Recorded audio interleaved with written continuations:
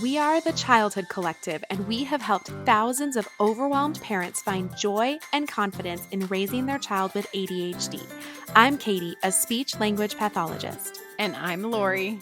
And I'm Mallory, and we're both child psychologists.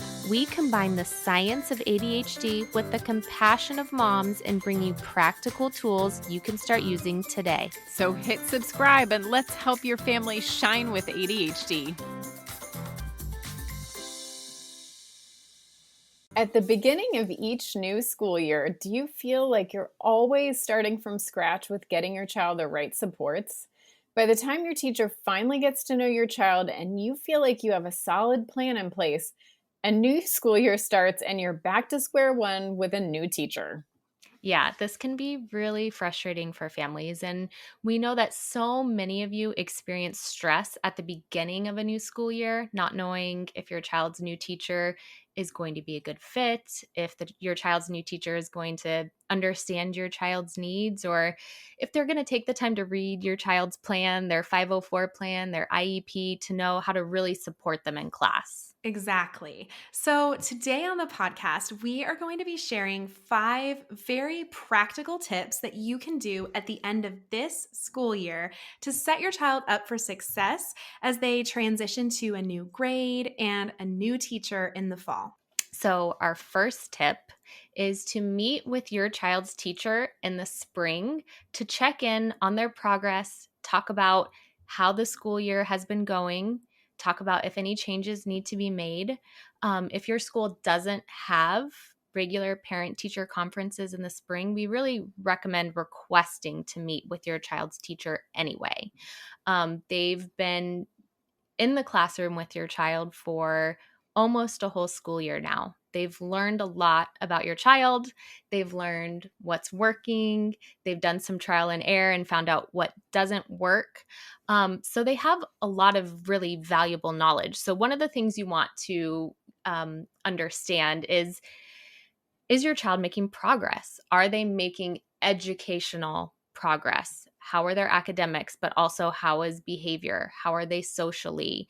How are they with, activities of daily living? Is your child making progress? Are they growing? That's really important information to know going into the next school year. So we know what has been working and what hasn't been working, and kind of along the lines of that, are they making progress? If they're not making progress, then we need to kind of talk about, what do we do about that? If your child hasn't made satisfactory progress this school year, what are your options? So if your child already has an IEP or a 504 plan, that might be sitting down as a team and kind of reevaluating what supports your child is already receiving and where there may be some gaps. Why aren't they making progress? Where could we offer additional accommodations, additional support, additional teaching to kind of find that progress that we want? If your child doesn't already have a form of formal support, if you're in the US, like a 504 plan or an IEP, maybe you need to start the evaluation process to help your child get more support. Yeah, and I think a lot of people this time of year are kind of in that place where they've talked with their teacher in the spring and now they're like, maybe we need to do an evaluation to kind of see what's going on. Unfortunately, sometimes it's a little late in the year for that process. That's why we're kind of wanting to do this, like to set things up early, but the school might not have enough time to kind of get that done before the school year starts, but you can still start the process and talk with the teacher and meet with the team to start thinking about that. And when we say that, like start the process, that really means that you're starting the clock, right? So, something that we talk about a lot in our online course, Shining at School, is that once you formally make that request for testing, there's a clock that starts, and so the school only has a certain number of days to complete the testing and meet with you, and so it is helpful, even if you're at the end of the school year. Parents don't always realize, but it's really helpful to put in that formal request because, Yep. again, that's going to start the process from a legal timeline perspective. And I think this is a really busy time of year for schools, because a lot of parents at the end of the school year or in the spring are having this realization that their child is struggling and maybe what they put into place at the beginning of the school year hasn't been working this year. And it's kind of that moment where you're like, oh dear, like Yep. we tried something new and it didn't work and we're at the end of the school year and we need to do something about this. So it is a really busy time for schools. They're getting a lot of referrals for that reason. I'm not telling you that to stop you from doing that. Definitely proceed forward. And maybe we have some families listening who their child has a 504 plan already. So their child is getting accommodations at school. And maybe that's not quite enough. So maybe those families need to request formally a psychoeducational evaluation to determine if their child needs a higher level of support. And again, if you're in the US, that would be an evaluation for what we call an individualized education plan, an IEP. So it's a really great opportunity to sit down with your child's teacher and reflect back and figure out if things aren't working, what do we do about it? What are our next steps? Increasing supports, going through the evaluation process. Yeah, I know my kids' school does just kind of one conference in the winter, which I don't love, honestly. It's one of the things I have not been happy with. But I think many schools do have kind of a spring parent teacher conference. But if you're like me and you don't, I'm probably going to be reaching out to my teacher just to kind of find out, hey, we talked about these things in the winter. Like, how is she progressing towards those goals? Are things getting worse? Are they getting better? So we can kind of troubleshoot that for next year too. Mm-hmm.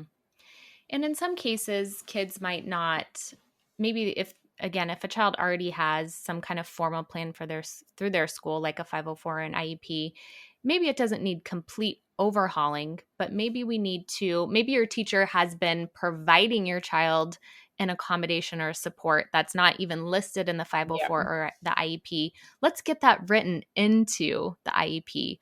Or maybe there are just a few subtle changes that you and the teacher agree upon making, maybe a couple extra accommodations that you can get added to the plan before the end of the school year to set them up for success at the beginning of the school year. And if you're sitting here thinking like, I think my kid needs more, but I don't even know what to ask for. Your teacher, your child's teacher is a great source of information, but we also have a free guide to school accommodations. We'll link that in the show notes, but it might give you some ideas of things that you could ask for if you feel like your child needs a little bit more support, a little bit more accommodating at school. That free guide has some ideas for you. I love that. And I think the other thing that a lot of parents ask about at this time of the year too is some kids, they've really struggled this year. And so there starts to be, in certain cases, this conversation about should my child repeat the grade that they just completed? And sometimes schools will bring that up too. And so I know that both of you guys have had this conversation as school psychologists with so many families. So maybe share a little bit with us about what that looks like. Because I just know as a parent, like, if someone said to me, like, your child needs to repeat second grade, one, I would be so overwhelmed in that Yeah. moment, like panic, Yeah. right? And two, Mm-hmm. it's like, okay, but what are my options? So let's Mm-hmm. break that down a little bit for families who maybe don't know. Yeah, I get lots of families this time of year in particular that are kind of coming in for an evaluation because their teacher has come to them during that spring conference and said, hey, your child is really not progressing in kinder, first grade, whatever grade it is. And we feel like your child would benefit from another year in this grade. So looking at retention. Um, my conversation that I usually have with families is the research does not show that this is a science backed strategy. That there are typically not positive outcomes from that based on the research, and there are actually negative outcomes long term that can come from grade retention, even in really early grades like kindergarten, where a lot of people are like, oh, it's just kindergarten, they can repeat a grade, no big deal. Mm-hmm. Actually, the research shows kind of a different picture when we talk about like long term trajectory for kids. So I'm usually giving parents kind of a document. We'll link it here with more research that they can take to their school Mhm. related to grade retention. We have a blog we'll put in the show notes too that you can check out if you are in that position today. Just know that that's something you can talk to your school about. Again, I sat in meetings as a school psychologist where I'd have teachers recommending that, and I would have a conversation like, no, that's really not something that we recommend. We instead are going to look at, can we do maybe an evaluation to figure out why your child is not making progress? Because more of the same thing Mhm. typically isn't effective. So if we just say, oh, we're going to retain them and do the same thing, if your child has dyslexia, for instance, doing more of the same instruction is not recommended. Mhm. We need to be giving your child, a different kind of instruction. They need multisensory teaching, Mhm. and individualized instruction. And there are things that will help them make progress and be successful. And it's not just doing another year of the same thing. I think that's a really important point, Lori. And I think that this holds true whether a child is being retained or not. If the conversation of grade retention comes up, if the conversation of holding your child back and repeating a grade comes up, that is telling me that we need to go back to the drawing board and Mhm. say, we can't do the same thing that we did this year again, whether it's in the same grade or the next grade. Something's not working. We need to change the way we're doing things to help this child learn and meet their goals. So, regardless of whether the ultimate decision is retention or not, there need to be changes to how the student is being taught, what they're learning, how we're accommodating them so that this conversation doesn't come up at the end of next year again. Absolutely. I think that's really like the key takeaway for parents is to know that there are other options. We're not saying like just don't do grade retention across the board. There are so many unique situations. We know that each family has to make the decision that makes the most sense for their child and their school, and obviously you know that the best. But big picture, it's not our first choice. It's not our first step. We always want to look to, let's get an evaluation, let's get more data, let's figure out where the breakdowns, where the struggles are happening, and then let's get in there and let's address those very specific areas of need rather than jumping to grade retention. I think a lot of schools now are catching up to that, and it seems like there's less dialogue about it. At least that's my perspective, but I know that it does still happen for sure. And I was just talking with a friend who that was a very real conversation about their first grader just this past year. So Mhm. Yeah, it is I'm still I'm happening. still getting those calls regularly. Yep. I think parents definitely are still getting that communication from the school. The school's doing a lot of progress monitoring. So, like, regularly checking how well students are reading, and parents, at least in my area, are getting letters from the school if their child isn't meeting certain benchmarks about the possibility of retention. And this is just like a blanket letter that parents get if their child is below a certain level. And obviously, that's really an alarming level Oh my for, gosh, yes. uh, it's very alarming for parents, especially if there hasn't been any indication of that potentially happening from the teacher before they get that letter. Right. So we know that a lot of you listeners might be in the position of kind of getting at least like a first level warning, like the school is considering this if something doesn't happen. So we want you armed with the knowledge that you need to kind of address that. Yep. Absolutely. So, first point, meet with the teacher, check in on progress, talk about changes that need to happen moving forward. Our second point goes right along with that, which is you can actually ask your child's teacher to write a short letter to next year's teacher.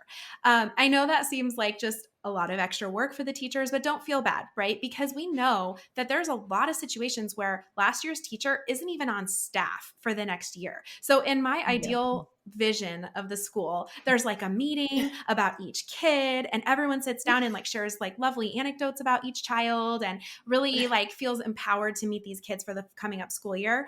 I think that's not that realistic. Teachers are off in the summers, they come back, they're completely overwhelmed with a brand new school year.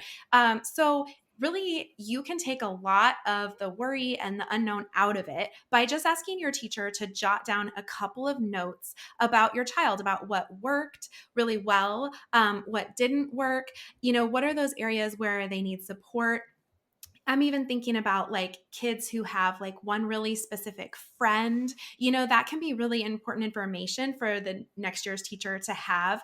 And just really like figuring out, yeah, hey, what was good and where do we need to go from here? And then if I was you, I would ask for that letter and I would take it. And you're the keeper of the letter because, again, you're just taking one thing off of the next year's teacher's plate. And so, what you're able to do is then basically at the beginning of the new year, I know in my child's school, they always have us fill something out like, tell us about, your child. What do they like? What do you envision for them? What do you want for the upcoming school year? This is all stuff that I like love to get into the weeds and like envision them like frolicking on the playground. Yeah. So I was actually on my child's playground yesterday and there was no frolicking. Um, there was a lot of What were they kids. doing? They were being cats. They were crawling around being Hmm. cats. And this is a kindergarten classroom. And Okay, I was gonna say in the third grade. no, not That's third grade. really This is my interesting. kindergartner. Okay. Don't worry.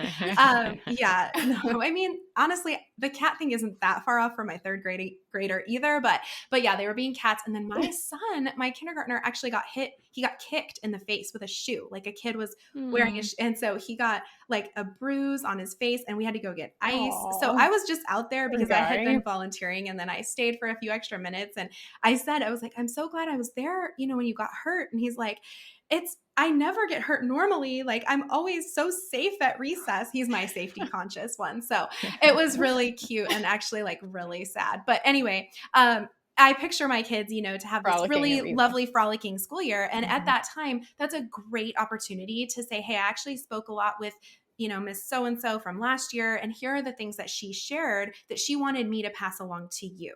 And again, this is like not necessarily best case scenario because you want your kids' teachers year over year to sit down and talk. But in the absence of that and just not knowing what next year looks like, I think that's a really nice way to just bridge that communication. Yeah, it's such an important point to have that kind of open communication.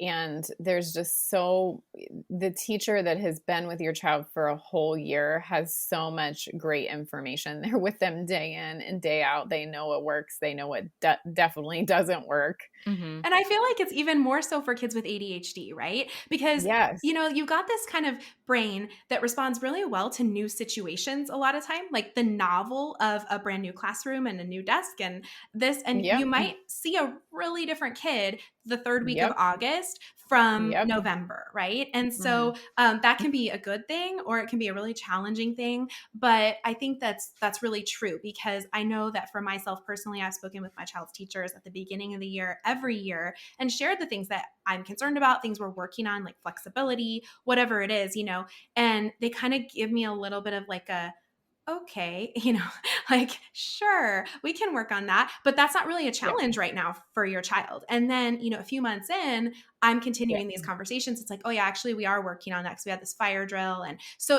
it's helpful for teachers to hear at the beginning, kind of like what to expect.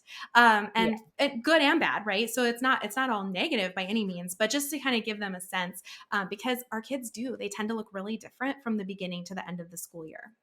Yep. And I think I was just having an IEP meeting this week and we were talking about, the teacher was talking about how the beginning of the school year we were dealing with all these things and now those have gotten better and they got better because of the boundaries and things that I kind of put into place. And again, those boundaries were Mhm. really important. This particular child was like, escaping work a lot by going to the nurse's office and things like that. So that's really important information that the teacher next year would want to know. If you start Mhm. to see this kind of behavior, that's been a thing.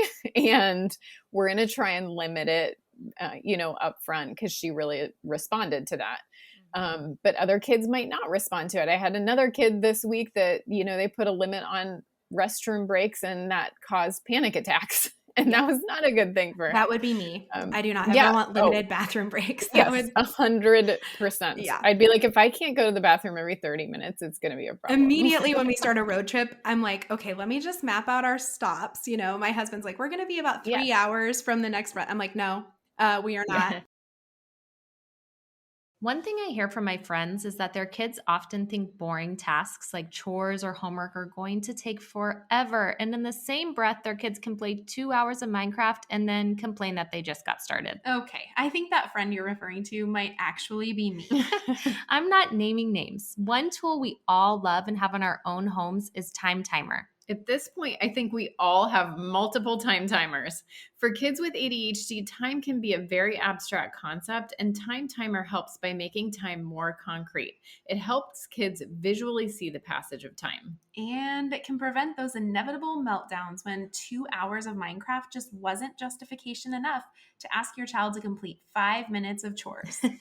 From homework to chores to screen time to daily hygiene to our own work, we love Time Timer because it is so versatile and their designs are cute too. A staple in our homes. If you have a child with ADHD, we know you need a time timer, and we have a discount code for you to use. So head to timetimer.com and use the code TCC to get the discount. You can also find the link and code in the show notes. Moving on to point number 3, and this is such an important one, is talk to your child's 504 IEP team about requesting a specific teacher if you want them for the next year. This is one, a huge advantage that many families don't really realize that often comes with having a formal plan in place, which is why we always kind of recommend if your child has a diagnosis of ADHD, it makes a lot of sense to get a formal plan in place. One, so you have consistency across years, you have consistency in those accommodations that your child's getting. But also you can oftentimes request specific teachers. And when I worked in the schools, springtime would come as a school psychologist, and we would be having those conversations. There were often teachers who we knew had been teaching at the school for many years. They were coming back. And I knew if I paired specific kids with certain teachers, it would make my job the following year like way easier. And if I didn't pair those kids with specific teachers, it made my job way harder because I was kind of constantly putting out fires. And I could see that when kids were matched with a teacher. And for kids with ADHD, the teachers we were really looking at were teachers who had amazing classroom management skills. So if you ask me as a school psychologist versus the principal at the school, who's like the best teacher, we might have had different opinions about that. But the teachers that I worked with that I felt like really our kids with more behavioral or executive functioning challenges tended to thrive with teachers that had really clear boundaries, great classroom management systems, and were very positive with their kids, right? And so there were usually certain teachers that were more experienced that we knew if those kids are going to go into that classroom, we're going to see them thrive that school year. And again, I watched it happen. I could watch a kid who was struggling one year with a specific teacher. I put them in a classroom with a different teacher and they were thriving. Mm-hmm. It was just a great fit. And we could tell who's going to be a good fit. Other things to think about too are, if you want your child frolicking like Katie's child on the playground, sometimes our kids really get, are shy or have trouble connecting with certain peers. And, they develop a friendship with a child in the classroom and they've really thrived that year because of that. Maybe we want to try and keep those kids together. And that's an important part of your child's IEP or 504 plan is to really develop friendships and socialization at school. And that can be done by pairing them and putting them in a classroom with somebody that they're already connected with, right? And that's definitely something I have seen over the years as a school psychologist or a psychologist working with my kids in therapy even. So that's something you can talk about. Or on the other hand, you might have had, a kid in your child's class that was bullying them, mm-hmm. teasing them, that they were really having a lot of issues with. You can, talk about how that's been really detrimental to your child's progress and changes need to be made in that way. Obviously, we don't know every teacher that's coming back. We don't know every kid that's coming back, but we can kind of troubleshoot some of these things this time of year in the spring prior to the next school year to make them more successful. So those are just a couple of things to think about. To Lori's point, while you're meeting with your child's IEP or 504 plan to talk about who might be a great fit for your child in the next school year, while you're there, our next recommendation is to schedule a meeting with your child's team, 504 team, IEP team, for the start of the next school year. You might be able to do this in the spring. You might need to contact the school early in the school year. Teachers start before students do. But get a meeting with your child's team on the schedule for early in the year to just get a feel on things. How are things going? Make sure that everyone is set up for success. Yeah. And I, again, when I worked in the schools previously, I remember coming in, the week before school started, and I had like sticky notes and things like that from the last year psychologist kind of telling me, oh, you have meetings for this, or these are things we need to follow up on. And we had those 504 meetings or IEP meetings before school even started for certain kids. So again, that's a possibility, and maybe it isn't a possibility with your school, but you can still schedule it early on, to make sure that your teacher and your child's team kind of really understands those strengths and needs, and you go over the accommodations that are needed. Sometimes if teachers are just handed a 504 plan and that's it, you can't guarantee that they've read that they've looked over that. Yes, they should, but again, you have a classroom of 30 kids, and it's hard to keep an eye on all of that paperwork and stuff before school starts. So that's just something to think about. And I think too, for parents who are thinking like, well, I have my annual meeting every January or every February, especially if your annual meeting is in the spring. Yes, you have that meeting and it's going to be scheduled, but it's okay to ask for a meeting sooner. We recommend that you do. And you might feel a little bit like the squeaky wheel. That's totally fine. We give you permission to squeak and get the support, get those meetings on the books. I know one of my really close friends has a daughter who gets her meeting at the end of April every year. And this is just like not an ideal time to be looking back on the last 8 months, right? So we always, in the beginning of the school year, it's like, let's get a meeting now so we can see where we're at. So it's okay to do that and push for that and not feel bad. And I think a lot of families, well, one, do feel bad, but two, think, oh, I can only have that meeting once a year. Yeah. And that is absolutely untrue. Like, you can have multiple meetings during the year whenever you feel like it. So again, you can ask for meetings to talk about the what your child needs at the beginning of the school year, or check-in meetings 3 months later to see what their progress is and if any changes need to be made. So it doesn't have to be a yearly thing. It's just mandated that it is done at least yearly. Exactly. Definitely. So our fifth point for wrapping up the school year is a little bit more fun. I mean, I don't know. I think it's more fun than IEPs. Maybe you guys are like thinking the IEP was the fun part.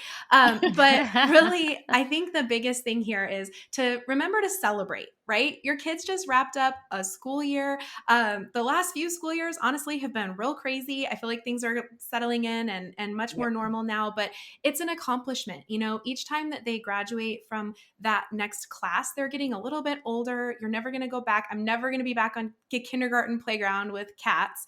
And so it's a special thing. And I think, taking a minute just as a family to think about like, what does that look like? So you don't have to be a Pinterest mom. I am a little bit of a Pinterest mom, like in hiding, but you don't have to be a Pinterest mom. You can make it as big or as small as you want. Something that is a little Pinteresty that I do for my kids is I have a book, and you could do this with most books, but I picked this one. It's called What Wonderful Things You Will Be. And it's a children's book. And it always made me cry because it's just all about like your kids growing up and you just can't wait to see what they're going to become. And I truly like just that really resonates with me. And so I had these books for my kids, even when they were small. And then when they would graduate from a level at daycare or have a nanny that we loved, or, each year in school, I take that book in and the teachers can sign it. And so it almost becomes like this little autograph collection of their teachers, and they write a little note, and it's funny because I had like the sassy kids. So they do say that like your big personality really shined in the twos class. And I'm like, okay. So that's a fun thing. You could start that pretty much at any time. It doesn't have to be that because it is kind of like a little bit of an executive functioning task, but if you decide to do it, I keep mine in my gift wrap box, which is the most random place ever, but I would never find the books otherwise. And my kids can't have access. They'll destroy them. So I keep mine in my gift wrap box. Just a little tip from me to you to try out. But I know you ladies have some end of the year traditions too. So what does that look like in your families? We keep it a little simpler, although I really love your idea, Katie, and I might start that now that I have a kindergartner.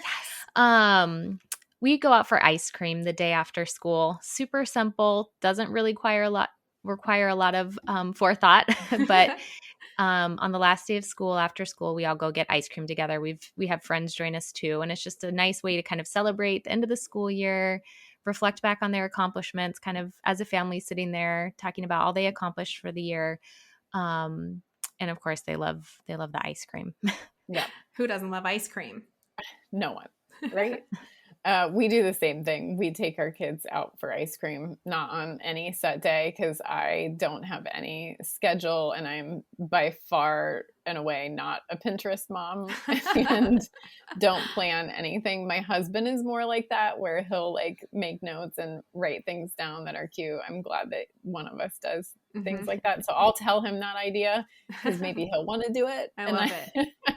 But we'll go out for ice cream. Now that we have a Jenny's in Scottsdale that just opened, that's where we're going to be going because we're in love with it. Oh my gosh, I need to try this ice cream. Lori keeps talking about it, and as an Arizona native, I've never had it. So yeah, we are from Ohio, and I'm pretty sure Jenny started in Ohio. And so we would always get Jenny's when we go back, and to have it here is amazing. And then they have like a new flavor that's based on Ted Lasso, and I'm obsessed with Ted Lasso right now. Oh my so gosh. It's just wonderful. You are their ideal customer. Like, they're like, oh, she's here. Okay, good.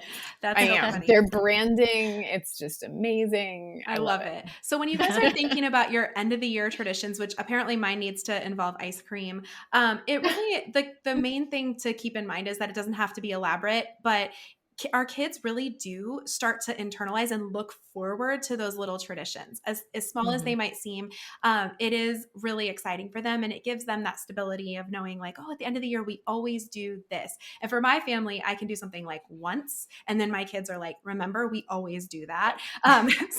Even if you're not a traditions person and you haven't had a tradition previously, maybe give it a whirl and see, and then just watch now your kids every year will be like, on the last day of school, we always go swimming or whatever it is. So that's a lot of fun. And it's a great way to just kind of build that little like feeling of family and accomplishment. The key takeaway here, having a successful start of the school year really requires some planning and some work in the spring of that year before the new school year, which I know can sometimes be hard to plan. But knowing that your teacher at this point in the year really knows your child well, that teacher can be an amazing resource to share with you what worked and what didn't work for your child in class. So make sure to get this feedback into a formal plan, like we talked about, so your child's new teacher knows the best way to support your child right from the start of the year. Thanks for listening to Shining with ADHD by your hosts, Lori, Katie, and Mallory of the Childhood Collective. If you enjoyed this episode, please like this video and hit subscribe so you can be the first to know when a new episode airs. If you are looking for links and resources mentioned in this episode, you can always find those in the show notes. See you next time.